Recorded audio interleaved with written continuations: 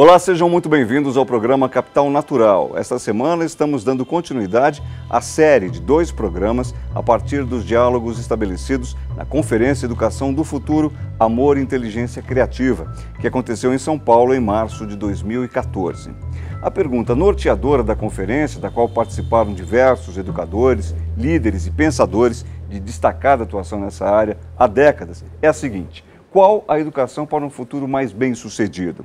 Uma resposta que passa pela quebra de diversos paradigmas, por mudanças estruturais e de padrões de comportamento e de cultura. No programa de hoje, o desafio de refletir sobre essas questões é de José Ernesto Bolonha, conferencista e consultor especializado em psicologia do desenvolvimento, coordenador de diversos programas de educação sobre este tema, conselheiro da Organização Mundial de Saúde. Conosco também Cristina Carvalho Pinto, fundadora do grupo Full Jazz de Comunicação, titular do portal Mercado Ético. Cristina foi eleita 2 vezes a mulher mais influente do Brasil no setor de marketing e comunicação, pela revista Forbes e também pelo jornal Gazeta Mercantil. Ainda conosco, Lia Diskin, que é cofundadora da Associação Palas Atena e criadora de dezenas de programas socioeducativos, coordenadora do Comitê para a Década da Cultura de Paz da Unesco, e é também conferencista no Brasil e no exterior, articulista e editora.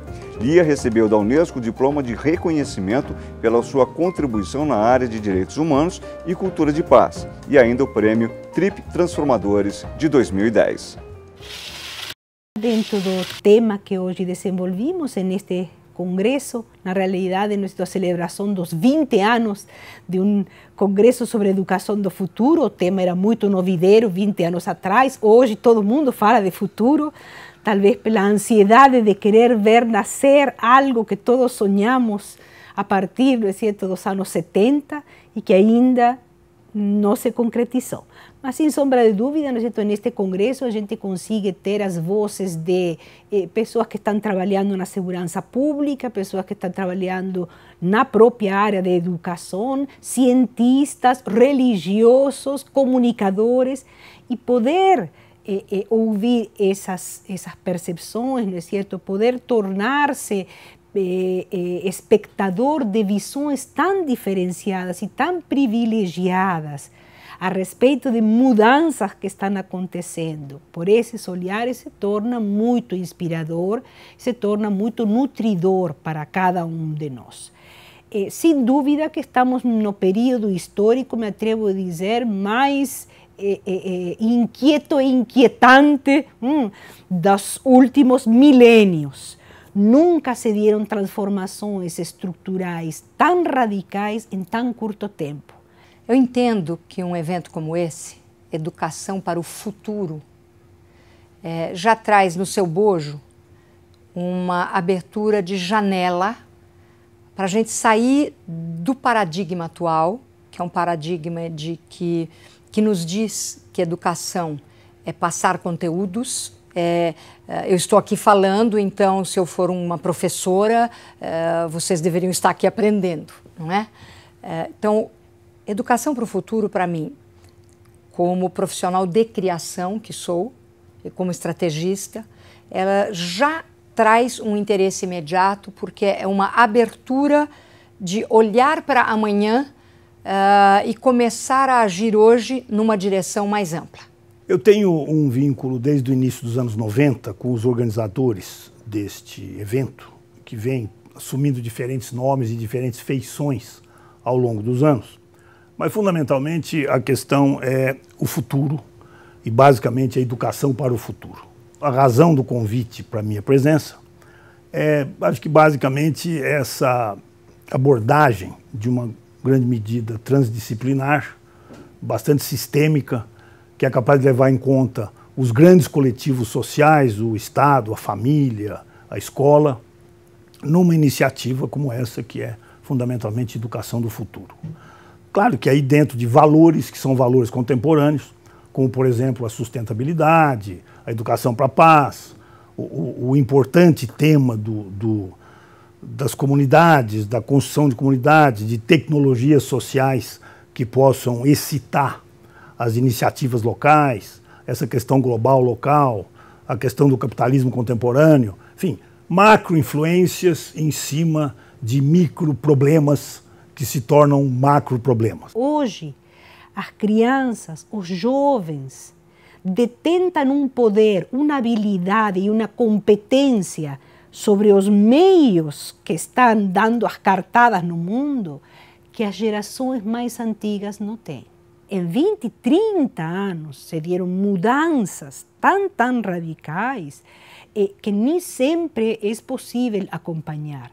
Esta inversão do poder em que as crianças detêm uma habilidade que os mais velhos não têm, então você vê um pai muitas vezes pedindo, necessito um filho de 10, 12 anos que faça um download de tal determinada coisa, ou ainda necessito colocar um aplicativo no celular. Isso é inusitado. Na história da humanidade, sempre a transmissão do conhecimento se deu das gerações mais adultas para as mais jovens. Em um cenário desses, falar de educação é extremamente desafiador. Quem vai ser o professor? Quem vai ser o facilitador de conhecimento? Quem vai ser o articulador de saberes? Estamos operando com dois sistemas. Um que pertence a esse universo ainda binário de um mundo em que existia com total limite o certo e o errado, ou ao menos se definia, não é certo assim, para um outro cenário, em que já não mais é binário, é absolutamente plural, e não é certo apenas plural, nós não falamos mais de universo, hoje se começam a falar de pluriversos. Existem casos isolados no Brasil inteiro acontecendo hoje de inovação na educação, metodologias muito mais humanas, pessoais, orgânicas e sistêmicas que não são conhecidas, porque as melhores coisas do mundo hoje estão isoladas de posse dos seus criadores e dos seus pequenos grupos de impacto nas comunidades. Então, eu achei interessantíssimo que se possa abrir uma oportunidade para começar a detectar e aglutinar tudo o que está acontecendo de pensamento novo e de ação nova no que a gente chama de educação. E por que eu digo assim, no que a gente chama de educação? Porque nós somos antigos, né? Todas as nossas mentes estão muito antigas. Quando a gente pensa em educação, a primeira coisa que você imagina é uma sala de aula, não é? Tem alguém falando, alguém anotando, escutando, ou você imagina o chamado ensino à distância, né? Em que tem alguém plugado numa máquina colhendo conteúdos. No entanto, como criadora para a mídia, eu digo para você que cada um de nós é um ponto de educação. O dia inteiro nós estamos educando, deseducando, inspirando, levando desesperança ou abrindo os chamados portais para que as pessoas possam enxergar mais longe. Eu acho muito interessante poder participar porque a mídia é, com certeza, o maior educador ou deseducador do planeta. Todos nós que estamos por detrás da construção dos processos midiáticos, nós estamos interferindo diretamente 24 horas por dia na educação ou deseducação, na inspiração ou no desespero de seres humanos. Quando você fala da grande mídia, quando você fala do discurso público, né, no seu sentido, inclusive, construtivo, do ponto de vista da psicanálise, e de uma psicanálise aplicada à sociedade, sempre existe aquela indagação, né? Todas as pessoas têm a respeito das outras uma teoria de como elas deveriam ser. Só que as outras pessoas não são daquela forma, ou pelo menos nem todas, e muitas vezes nem mesmo a maioria.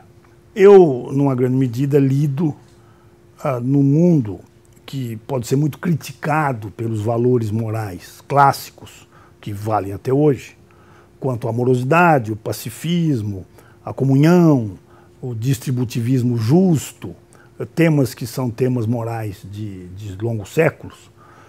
Dizendo, bom, o que justifica que as pessoas que aglutinam muito poder façam isso sem levar em consideração valores que para outras pessoas são tão significativos e tão importantes. Por exemplo, as grandes corporações, que representam o capitalismo contemporâneo com todos os seus defeitos. Por exemplo, as instituições de ensino, que cada vez mais se tornam presas desse mesmo capital global, e com isso o ensino acaba virando alguma coisa mais industrial, com muita tristeza dos educadores. Então, nós estamos realmente dentro de uma abundância de conhecimentos e de uma abundância de ofertas de futuros saberes que deixa as estruturas muito facilmente obsoletas. Nossas instituições, e não poderia ter sido de outro jeito, nossas instituições não estão acompanhando o que nós, no entanto, sabemos, o que nós conhecemos.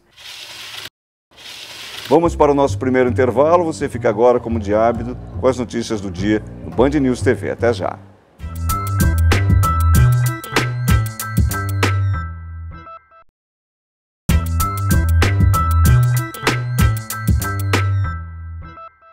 Você já parou para se perguntar qual a educação do futuro? O que devemos ensinar e buscar aprender para um futuro mais bem-sucedido neste planeta? Os nossos entrevistados dedicam grande parte do seu tempo a pensar nisso e a propor caminhos. Nós temos a grande incógnita que são hoje as mobilizações sociais, as mobilizações, desculpem, das redes, não é certo? Através das redes dos jovens nas ruas. E nós temos dizeres que às vezes também, não é certo, nos preocupam quando dizem vocês não nos representam, referindo-se aos políticos. Se você se põe a pesquisar, a estrutura chamada Senado vem do Império Romano. Gente, estamos falando, não é certo, de 20 séculos, ou 15 séculos, ou 18 séculos atrás. Nunca vou esquecer algo muito interessante, com o qual abriu um juiz de justiça restaurativa, um encontro que fizemos faz 2 anos atrás na Faculdade de Direito aqui do Largo São Francisco. Era o juiz Stuart Barry, e ele começou sua palestra dizendo: se eu convidasse um cirurgião do século XVIII para adentrar hoje em um centro cirúrgico, ele conseguiria ter algum tipo de competência e conseguiria identificar o papel desses aparelhos que piscam, o papel das próprias pessoas que estão dentro de um centro cirúrgico. Ele conseguiria contribuir com seu saber nesse espaço? Não apenas não conseguiria contribuir, mas sequer conseguiria operar algum desses equipamentos de ultrassonografia, por exemplo. Não saberia o que está fazendo uma pessoa que se chama anestesista. Fez um longo silêncio e depois acrescentou: se eu convidasse um juiz do século XVIII para adentrar em uma sala de julgamento, ele saberia onde tem que sentar-se? Saberia quem tem a sua margem direita e quem a sua margem esquerda? Saberia quem são os advogados de acusação e os advogados de defesa? Ele saberia perfeitamente que aquela cadeira que tem um respaldo mais alto é onde ele, como juiz, tem que sentar-se. Esse juiz não teria a mínima dificuldade em poder exercer seu papel. Em algo chamado história, em um sentido temos desenvolvido competências, conhecimentos, instrumentos, temos realmente conquistado um saber e temos conquistado um modo de transmitir esse saber de geração para geração. Em outra área, isso não aconteceu. Nossas instituições, nossas representações coletivas, nosso cenário público, que é necessariamente o cenário político, está assentado em instituições que não acompanharam e não estão acompanhando a rapidez e a fluidez com a qual se está transmitindo informação e, consequentemente, criando representações de mundo. lamentavelmente, quando a gente começa a estudar e analisar o processo midiático que a gente de maneira tão pejorativa chama, entre aspas, de massa, porque não existe a massa, né? Existe o ser humano naquele momento em conexão com um conteúdo. Mas todos nós ou estamos fazendo ou estamos observando uma mídia em que predomina um binômio chamado TV. TV será que quer dizer tragédia e vulgaridade? Porque é a coisa que eu mais tenho visto, por exemplo, na televisão, particularmente na TV aberta, né? Então, nós precisamos parar para pensar sobre o impacto do que nós estamos fazendo sobre a mente humana, sobre a capacidade de se auto-perceber, de se autoestimar, de acreditar que você pode ter um papel interessante no pequeno mundo onde você vive ou no chamado mundão por aí afora. Eu acredito que uma forma de fazer o bem é estimular a sua comunicação, a sua viabilidade, e não obrigatoriamente criticar ou combater de maneira censuradora o mal que se vê ao redor. Então a narrativa que denuncia o mal, que também é uma narrativa importante para o desenvolvimento social, é uma narrativa que eu prefiro evitar. Eu prefiro uma tentativa, ainda que muitas vezes penosa e frustrada, de promover o discurso da paz, do afeto, das relações humanas, dos vínculos interpessoais. E claro que nisso eu caio no tema clássico da filosofia moral, que é a fragilidade da bondade, né? Quer dizer, o quanto durante todas as experiências literárias, né, as grandes criações de natureza inclusive poética que marcam a história da bondade, ela é apontada como alguma coisa relativamente frágil diante da violência dos convictos. Eu os convido a reduzir o discurso da censura que denuncia o mal do mundo e se concentrar na produção, ainda que em pequenos espaços, de um grande bem no mundo. Acho que, no fundo, resta esse pretensioso ou pretenso discurso do bem conseguir mostrar resultados e conseguir convencer as pessoas. Vamos fazer nosso último intervalo de hoje. Fique com as manchetes do dia no Band News TV. Até já.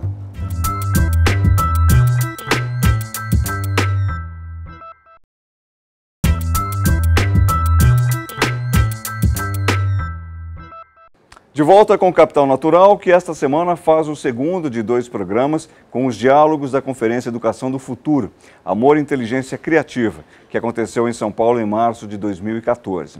Estamos hoje ouvindo 3 pensadores sobre este assunto: o José Ernesto Bolonha, conferencista e consultor, a Cristina Carvalho Pinto, empresária e comunicadora, e a Lia Diskin, que é conferencista e especialista em cultura de paz. Reflexões importantes sobre qual a educação para um futuro mais bem-sucedido. Eu sou um filhote do século XX que assistiu um século com grandes projetos universalistas, com grandes projetos globais que absolutamente fracassaram. Um deles foi o experimento soviético, que começou em 17 e acabou em 89, que mobilizou milhões de vidas humanas, mas há outros. Eu acho que há essa percepção do pequeno que vai construindo estruturas que podem ser grandes, do longo prazo que vai consolidando valores que podem ser muito duradouros, é fundamental. E, no entanto, o que se vê ainda é uma renitência muito grande do ponto de vista das estruturas de poder no grande, no universal, no global.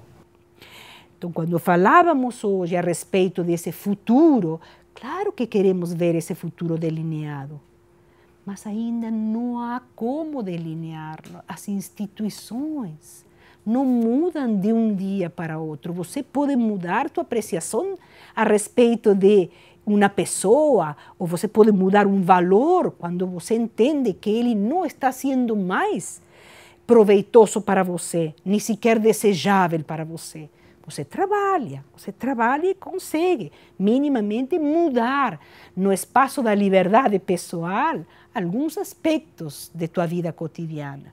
Mas quando falamos das instituições, as instituições levam tempo para se consolidar, levam tempo, não é certo, para criar um consenso minimamente democrático que permita a substituição de uma velha ou antiga estrutura por outra.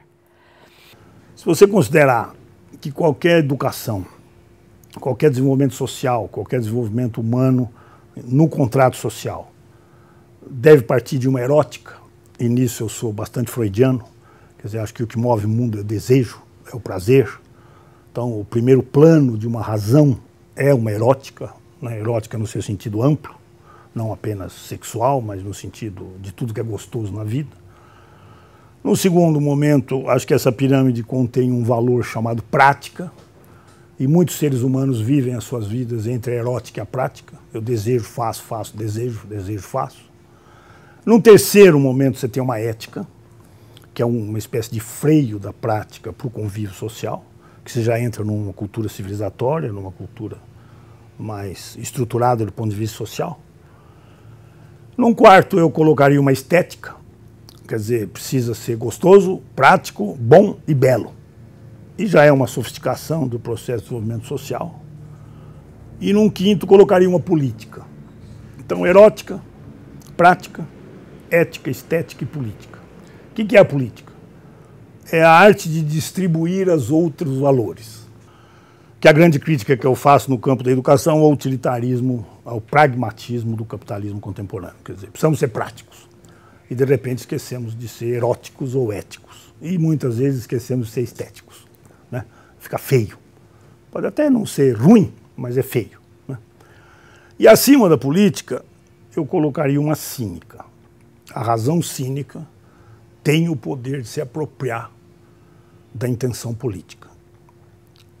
E isto me levou a dizer, olha, realmente é melhor agir no pequeno, onde você ainda tem vínculos interpessoais, nos quais você consegue ler a intenção no ato, não é apenas palavras, você vê a intenção na ação, e isso é um pouco a cultura da aldeia.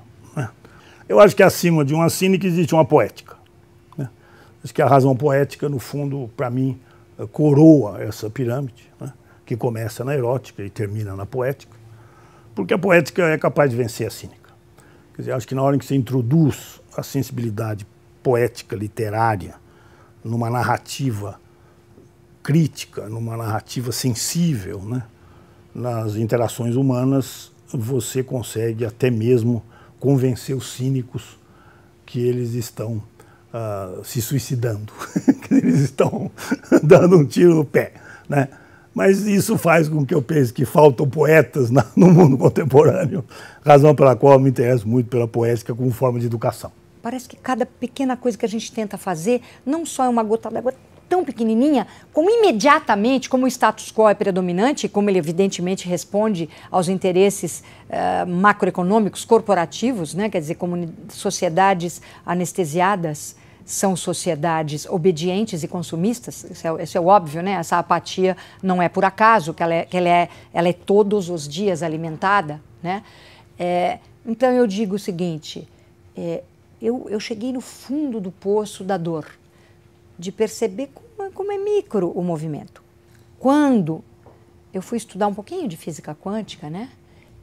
Eu percebi que não existe a tal gotinha, ela é uma ilusão. Qualquer gesto, quer dizer, a tua emoção de agora, ela ganhou uma enorme dimensão, já. Você entende? Não tem, nós somos campos abertos, nós não estamos aprisionados por dentro dessa pele. A própria pele é toda inteira cheia de furinhos, ela é todo um nada, ela é todo um fluido. Então, quando eu percebi que é isto, né, que eu sou um campo magnético e, portanto, eu não estou aprisionada dentro de uma caixa craniana, né, aí eu parei de ter síndrome de pânico, eu parei de tudo isso e parei de me concentrar no horror do status quo e passei a me concentrar na maravilha do que podemos fazer agora. Então, quando eu vejo que existe uma coisa maravilhosa, que é o campo das possibilidades, E esse campo é infinito. Eu resolvi navegar nesse campo, ao invés de ficar olhando para onde eu estou e falando, meu Deus do céu, o mundo está perdido. Não está perdido nada, porque enquanto eu estiver viva, e você, e você, e você, e você, e todos, estamos em movimento. Vamos lá. O conflito sempre foi sentido pela maioria das sociedades como algo indesejável. Hoje o conflito o vemos como o sinal mais distintivo de que estamos em um cenário democrático. Se eu não tenho conflitos, não estou dentro de um cenário democrático. Seguramente vou estar num cenário totalitário. Seguramente, não é certo, vou estar submetida a uma pressão simbólica ou ainda real, concreta, que inibe que a diversidade de interesses, necessidades e aspirações possa se manifestar. Se esgotou essa legitimidade que tinha o patriarcado, essa legitimidade, não é certo, que tinha o autoritarismo. Hoje estamos perante uma geração que simplesmente questiona ao professor a avaliação que acaba de dar na última prova. Isso era impensável na minha geração. Quem diria questionar um professor? Hoje, não é certo, os jovens questionam e argumentam e contra-argumentam. E esse é o mundo novo que está surgindo e para o qual não apenas, não é certo, temos que dar todo o nosso estímulo e todo o nosso incentivo, mas também toda a nossa capacidade de escuta. O que podemos aprender com eles? O que há neles que ainda a gente não saiba e que nos possa permitir ampliar nossa percepção da realidade? O programa desta semana fica por aqui. Eu agradeço as presenças dos nossos convidados e agradeço também a organização da conferência Educação do Futuro, Amor e Inteligência Criativa, que aconteceu em São Paulo agora em março de 2014. E convido você a continuar conectado conosco. Acesse a nossa página no Facebook. Eu sou Guto Abranches. Até o próximo programa.